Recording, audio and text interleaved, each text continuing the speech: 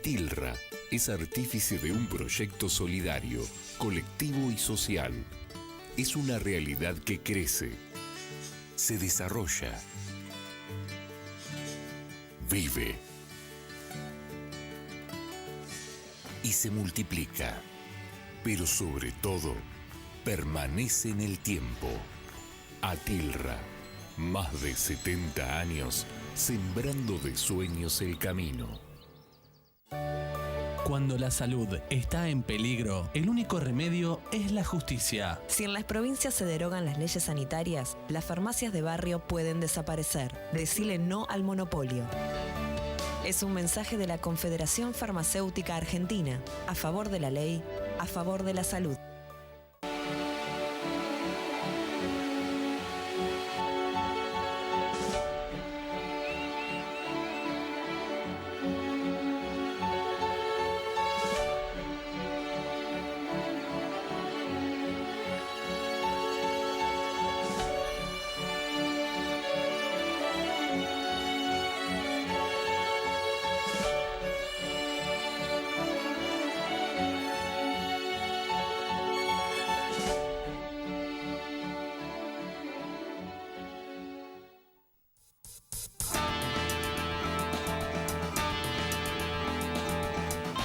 Hola, ¿qué tal? Muy buenas noches, bienvenidos nuevamente acá a Economía 4D. Hoy, de nuevo, como la semana pasada, me encuentran solo acá en la conducción del programa, no porque Gustavo me haya abandonado y se haya retirado de esto, sino porque sigue de viaje por un par de días más. La semana que viene ya va a estar acá de nuevo con nosotros, así que seguimos con este formato más íntimo de Economía 4D. Bueno, vamos a aprovechar el editorial de hoy antes de presentarte en un rato a los invitados que tenemos en el living de esta noche para empezar a hablar de todos los temas que ahora te voy a contar, mucha economía, mucha política, qué están marcando las encuestas, qué escenarios se vienen de acá en adelante. Bueno, vamos a estar charlando con nuestros invitados de esta noche de todo un poco, pero vamos a tratar de ordenar lo que pasó durante la última semana en Argentina. Como te venimos diciendo programa tras programa, en la Argentina en una semana pasa lo que en cualquier otro país del mundo pasa en una década, más o menos. El ritmo de cuestiones que se van precipitando y van teniendo lugar acá en la Argentina es muy vertiginoso.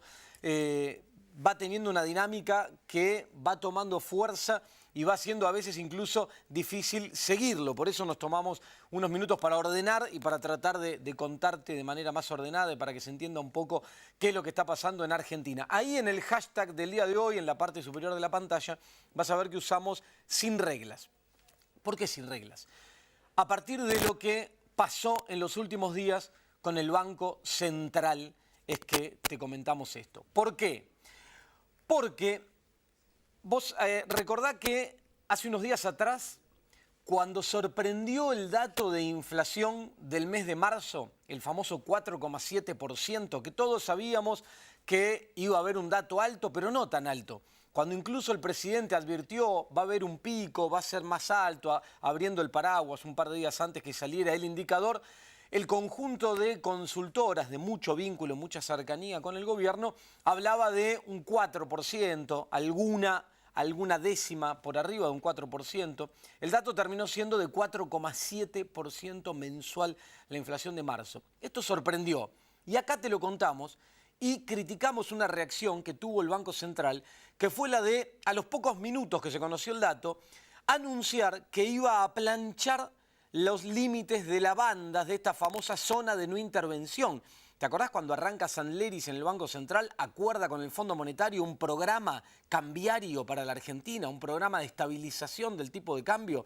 Se establecen dos zonas, una inferior, una superior, y te dijeron, ahí adentro el dólar puede flotar, el Banco Central no va a intervenir, por debajo de la banda inferior el Banco Central compraría para llevarlo para arriba, por encima de la banda superior vendería dólares para llevarlo para abajo. Bueno, cuando sale el dato de inflación, lo que dice el Banco Central es, bueno, ahora estas bandas quedan planchadas de acá hasta fin de año. Y dijimos, esto es complicado, porque es un cambio de reglas de juego de un momento para otro. Y la verdad es que, incluso desde la óptica y desde la concepción ideológica del gobierno, el Banco Central, cuando establece un programa monetario, un programa cambiario, gran parte del éxito o no de ese programa radica justamente en su credibilidad. Y su credibilidad se sustenta en que no se cambien las reglas de juego cada 2 minutos, en que se respeten las reglas. Porque una vez que se empiezan a cambiar a medida que pasa el tiempo esas reglas de juego preestablecidas, lo que empieza a ocurrir es que te minan la confianza y el mercado financiero empieza a no creer tanto en estas políticas que el Banco Central anuncia, y esto puede despertar comportamientos complejos como corridas y este tipo de cuestiones. La realidad es que después de esta medida tomada hace unos días atrás, que en el programa de la semana pasada te contábamos y por esto mismo hacíamos la crítica, se dio a conocer, después de que el dólar siguió tirando para arriba, siguió con movimientos muy fuertes, sobre todo el jueves pasado, donde tuvo una disparada en el arranque del mercado. Después el gobierno muy artificialmente intentó contenerlo con ventas de bancos oficiales, con el ANSES saliendo a comprar títulos públicos para evitar que se siga disparando el riesgo país. Paréntesis voy a hacer para explicar esto. Es grave lo que te estoy diciendo. El ANSES, los fondos de los jubilados, por orden del gobierno, para tratar un tema muy puntual, muy coyuntural, evitar que el riesgo país cerrara un día la semana pasada arriba de los 1000 puntos, para que eso no sea una barrera psicológica y estemos todos hablando de la disparada del riesgo país, salió el ANSES, por orden del gobierno, a comprar bonos para bajar ese nivel de riesgo país y que el cierre no esté por arriba de los 1000 puntos. ¿Qué significa esto? Te lo voy a explicar en lenguaje no tan técnico para que se entienda fácil. Timbear la plata de los jubilados. Lo que hizo el gobierno es timbearse la plata de los jubilados para tratar de que este nivel de riesgo país no marque algo que querían evitar, pero que al final del camino terminará ocurriendo, porque la tendencia de fondo, que se explica a partir de variables e indicadores, en un rato te voy a contar los análisis que hacen los analistas, los inversores en el mercado financiero, marcan que la tendencia es esa, hacia la suba del riesgo país, hacia la suba del dólar, porque estamos atravesando una fuerte crisis de confianza en la Argentina. Pero, hecho el paréntesis y marcado esta cuestión del ANSES, lo que ocurrió es que el gobierno, cuando arranca esta semana, el día lunes, el mercado, todo llevaba a ver que iban a volver estas presiones muy fuertes de suba en el precio del dólar, que tanto preocupa al gobierno con fines electorales. Saben que cuando aumenta y se hace visible que no se puede controlar esta variable, que además tiene traslado a precios y acelera el proceso inflacionario, eso le pega de lleno a la intención de voto del gobierno, del propio presidente, que ya anunció su intención de reelección. Bueno, ¿qué es lo que hace el gobierno entonces? 10 minutos antes de la apertura de mercado, el día lunes, vuelve a cambiar las reglas del juego. Nuevamente, pero más profundo hace esto. Patea el tablero directamente, quema todos los papeles y dice: ese sistema que anunció Sandleris cuando llegó allá por octubre del año pasado al Banco Central, con el aval del Fondo Monetario, de las bandas, que se explicó por qué las bandas tenían que seguir el crecimiento de la inflación para que el tipo de cambio acompañe, etcétera, etcétera. ¿Por qué no se iban a usar reservas para defender un tipo de cambio que se torna indefendible en determinados momentos, y que esas reservas no iban a financiar la fuga de capitales, que el Fondo Monetario no estaba dispuesto a permitirlo? El Fondo Monetario había presionado al gobierno para que saque a Caputo del Banco Central en su momento por haber utilizado sus dólares, los del Fondo Monetario Internacional, ¿sí?, para financiar un proceso de fuga de capitales. Entonces, después de haber explicado todo eso, después de haber establecido las bandas, haber planchado las bandas, el Banco Central anunció, bueno, 10 minutos antes que arranque el mercado, este sistema de bandas llamado zona de no intervención no existe más. Ya está. El Banco Central a partir de ahora puede intervenir cuando quiera, con el monto que quiera, ya no hay más techo, ya no hay más piso. Entonces, ¿qué es lo que se buscó con esto? Generar el temor en el mercado financiero, que estaba dispuesto a que el dólar llegara a esos 51 pesos con 45 que establecía el techo, porque el Banco Central estaba atado de pies y manos por orden del Fondo Monetario, no podía intervenir, no podía vender dólares, no podía hacer nada para evitarlo. Entonces la amenaza de ese comunicado fue: cuidado, si ahora estamos dispuestos a evitar que el dólar siga subiendo, podemos hacerlo antes de que llegue a esos 51 pesos con 45. El mensaje fue muy confuso. Yo creo que intencionalmente fue muy confuso. Cuando uno leía el mensaje, lo que te dice es, no hay más bandas. A partir de ahora, el Banco Central puede intervenir discrecionalmente usando el volumen que quiera para frenar la suba del dólar cuando lo considere necesario. Después decía, aclaraba, sin embargo, arriba del techo de 51 pesos con 45, que estaba establecido que se iban a poder vender 150 millones de dólares por día para intervenir en el mercado, ahora se van a poder vender 250 millones. Y uno leía y decía, pero pará, en el párrafo anterior, ¿no me dijiste que ibas a poder intervenir en cualquier momento? Entonces no hay más techo. Entonces, ¿por qué me aclarás que por encima del techo, en vez de 150, se van a poder vender 250? Y después, para peor, aclaraba, y si fuera necesario, se vendería más que 250, lo que el Banco Central considere. En definitiva, el mensaje lo que estaba diciendo es, el Banco Central a partir de ahora puede hacer cualquier cosa cuando quiera, con los montos que quiera, cuando se le dé la gana, pero en el medio de toda esta confusión, que arriba de la zona, que en vez de 150, que 250... Entonces la lectura que uno hace es cuál fue la intención de este comunicado. Generar confusión, generar que el mercado financiero frene en esa puja hacia los 51 pesos con 45 y se siente a ver qué es lo que va a pasar ahora en este nuevo esquema que no terminaba de digerir, no terminaba de entender. Ahora uno dice, ¿el Fondo Monetario cambió realmente su lógica? Y así como no estaba dispuesto a vender dólares en el mercado y financiar la fuga en octubre del año pasado, ahora sí está dispuesto a hacerlo. ¿Por qué? Para permitir que el gobierno llegue hasta las elecciones sin un salto cambiario que le pulverice cualquier chance de ser reelecto al presidente. ¿Tan jugado está el Fondo Monetario Internacional con la suerte de este gobierno? ¿Tan dispuesto a enfrentar los costos que sean necesarios para sostener a este gobierno y tratar de que logre el objetivo de la reelección al final del camino? En el medio, esa complicidad tendrá costos. Hay funcionarios del Fondo Monetario que ratificaron hace unos meses atrás esta idea de no intervención y que hoy están ratificando exactamente lo contrario. Esto tiene que tener algún costo. O lo que se acordó con el Fondo Monetario fue el comunicado, ¿sí?, la amenaza al mercado financiero para que frene un poco su actitud especulativa, pero no el contenido. Hasta ahora, el gobierno, desde que anunció esto el lunes, no intervino en el mercado. Supuestamente no lo consideró necesario. Y en el medio de todo esto, para terminar de explicarte esta situación, y ahora te voy a mostrar otros datos que salieron que tienen que ver con la economía, en el medio de todo esto, el Banco Central cambió otra regla de juego, por eso nuestro hashtag de hoy es sin reglas, otra regla de juego, y dijo, a partir de ahora vamos a dejar de comunicar todos los días, como siempre lo hicimos, cuáles son los motivos diarios de la variación de reservas. Te explico rápidamente acá. El Banco Central tiene un nivel de reservas internacionales. Son los dólares que están ahí guardados, que son de todos nosotros los argentinos, y el Banco Central los utiliza con diferentes objetivos. Por ejemplo, pagar vencimientos de deuda en dólares. Todos los días varía, todos los días te informan, las reservas subieron tanto, bajaron tanto, y te explican el por qué. Si, por ejemplo, un día el Banco Central cae sus reservas en 500 millones de dólares, te tienen que decir, bueno, 300 se utilizaron para pagar deuda, pongámosle, 100 para intervenir en el mercado cambiario y vender dólares, otros 100 por otro motivo, para pagarle a un organismo internacional, lo que fuere.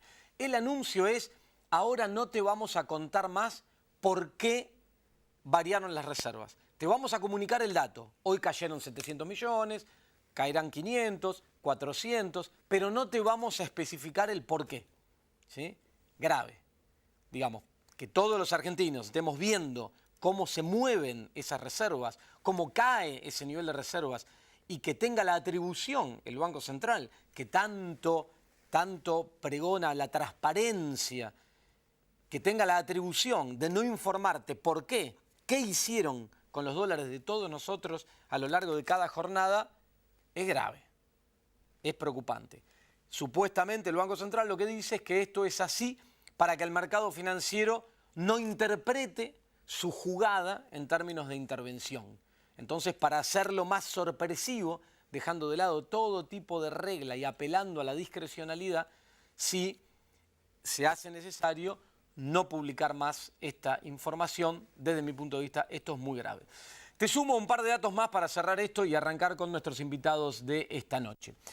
En el medio de toda esta situación financiera, estas tensiones, que sube el dólar, que el gobierno trata de aplacarlo, que sube el riesgo país, que hay una gran crisis de confianza instalada sobre la economía argentina, se dieron a conocer datos vinculados con la actividad económica. Esta semana el INDEC publicó el estimador mensual de actividad económica al mes de febrero. Esto siempre es con un mes y algo de distancia entre que cerró el periodo.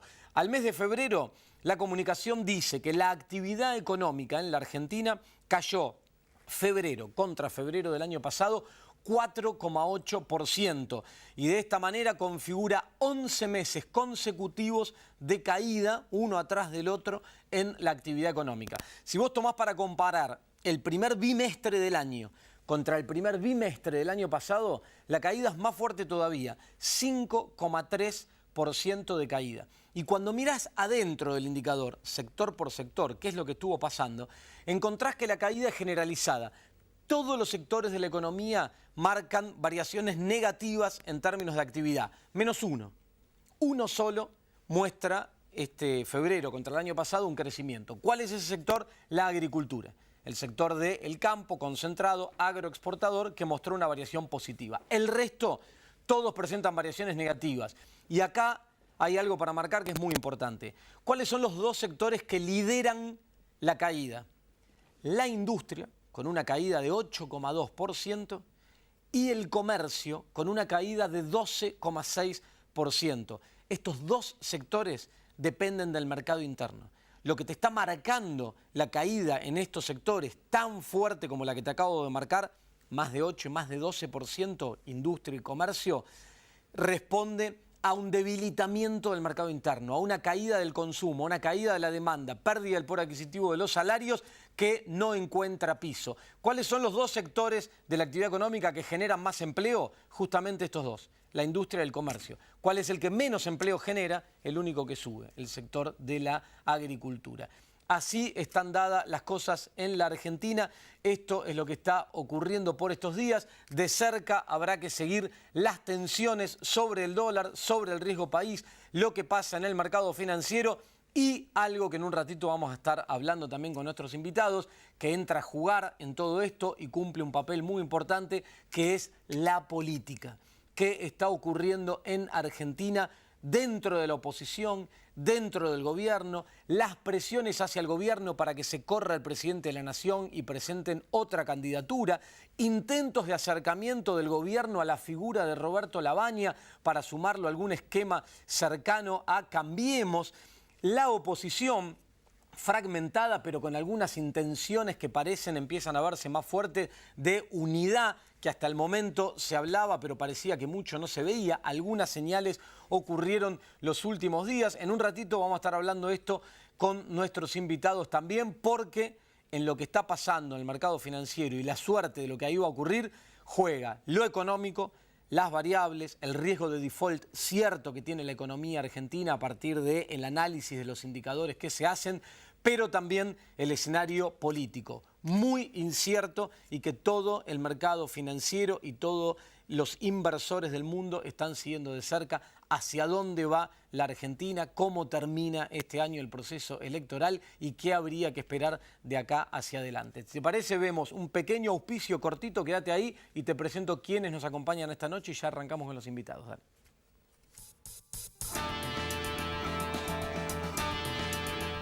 Atilra es artífice de un proyecto solidario, colectivo y social. Es una realidad que crece, se desarrolla, vive y se multiplica, pero sobre todo permanece en el tiempo. Atilra, más de 70 años sembrando de sueños el camino.